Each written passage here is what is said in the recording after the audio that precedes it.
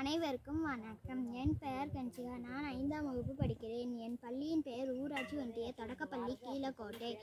நான் இப்பொழுது ராமநாதபுரம் மாவட்டத்தில் உள்ள சுற்றுலா தலங்கள் மற்றும் பொழுதுபோக்கு இடங்களை பற்றி கூறுகிறேன். ராமநாத சுவாமி திருக்கோயில். இது வங்காள விரிகுடா கடற்கரையில் ராமேஸ்வரத்தில் அமைந்துள்ளது. இக்கோயிலில் மூலவர் ராமநாத சுவாமி, அம்மன் பர்வதவர்த்தினி, பாம்பன் பாலம் பெரும் நிலப்பரப்பையும் ராமேஸ்வரத்தையும் இணைக்கும் தூக்கு பாலம் இது. இந்தியாவின் முதல் கடற்கரை பாலம்.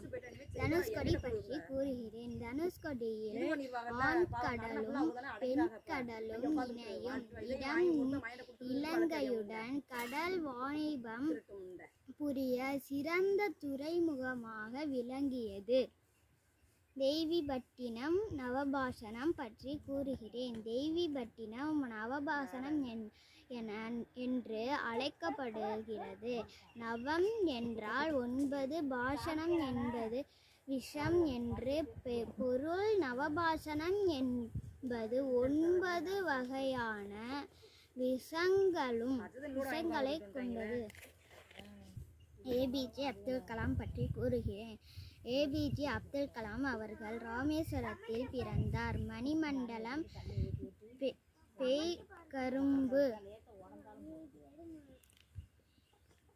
நன்றி.